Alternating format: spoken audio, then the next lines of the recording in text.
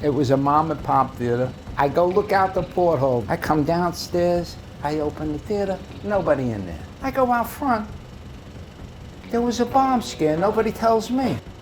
I'm like, are you kidding? Oh, Joey, I'm sorry. I forgot you. True story. Forgot you were there. We were the last guy to touch the film after all that talent was assembled, right? Light guys, sound guys, actors, screenwriters. I was the last guy to touch it. So I could ruin a blockbuster or a classic. You had to be a certain type, you know? My dad used to say we could do time on a murder rap because it was just like a jail cell. There were bathrooms in there by law. Very rarely did you have a window. And if it did have a window, guys used to bid on that job based on seniority. If everything ran well, you didn't have to come downstairs for anything. A lot of our members took it to heart, you know, when something failed because it interfered with you enjoying whatever it was you were watching. So we try to make sure it happened the way it was supposed to happen. The color was right, the focus was right. It was simple stuff, but it could detract from the presentation. Yeah, I mean, you know, film projection was truly a skill. I mean, call it an art if you want. My name is Richard Pena. I'm a professor of film studies at Columbia University, and I was the director of the New York Film Festival from 1988 to 2012. We had a terrific relationship with the Projectionists Union. They truly understood what we were about. They always made sure that we had people who took it upon themselves to say that, you know, it's not just programming, it's presentation. We want this to look and sound absolutely the best way it could. I think projection can still be a full-time career.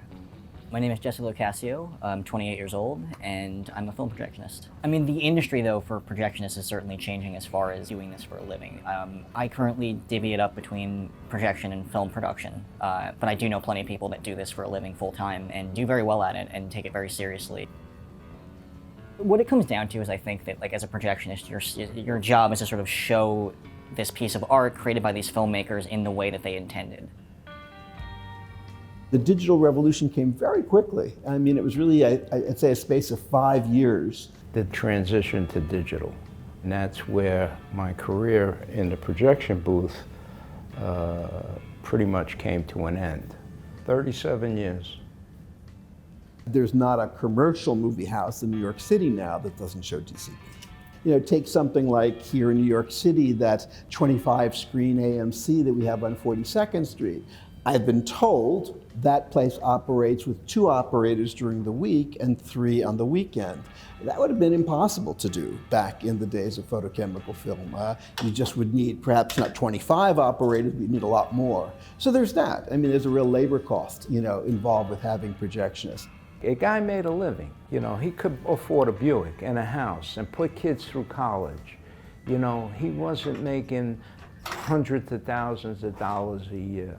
I would say between 25 and 33 an hour was the number. We worked like firemen. It was a shift-based week. Guys would double the shifts up and work all day, conceivably a 12, 14-hour day. My father's license says motion picture machine operator. Mine says projectionist. By and large, he did operate, you know, especially my grandfather. He had to crank this thing, you know, there was no mechanization. And he worked with a piano player, there was no sound.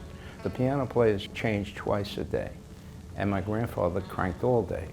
So even though they were synchronous gears, he would be slower than the fresh piano player. So my dad would bring my grandfather's dinner and crank the balance of the night after school. He followed what his dad did, and that was fairly common. Even as I joined up in the 80s, you know, you followed what your dad did. I'm aware that there used to be a projection union. I believe it still exists. I don't know of anyone that's actually currently in it. Unionized labor force, you know, today it's at its all-time low. I think it's somewhere now at 7-8%. Somebody's up in that booth right now. It's a lot of younger guys working computers and, set up a whole week's worth of movies, but they're not union. All the forces of history are sort of in the sort of digital direction, and I don't think it's going to go back. Again, think of it a little bit like opera. There used to be literally dozens of opera companies in New York City, dozens, and now Lincoln Center couldn't afford to have two. That doesn't mean opera is going to disappear, but it's not a popular art. It's a very elitist, specialized, almost museum quality art nowadays. I think we're still going to see a large group of cinephiles still insisting on film. And same with filmmakers, still insisting on shooting film and editing on film and distributing on film. I don't think it's going to go anywhere. I think there'll be niches and in museums and stuff like that, but as far as ever coming back to the way it was, you think phones will disappear? I mean, they're only going to get more sophisticated, and you're going to depend on them even more. If you have the chance to see a film on celluloid as opposed to digital, I would always go for that option because it's a true one-of-a-kind experience, and we don't know how much longer some of these prints will be around. You can bemoan the loss of certain things, but styles of art forms come and go. What did I enjoy about it the most? I used to get a kick out of the kids when the good guy would win, and you could hear that place would roar. You didn't even have to look up. You could just tell what part of the movie they were in. Same thing with lights. You turn down the lights halfway, kids find their seat. Boom. And they're sitting down waiting.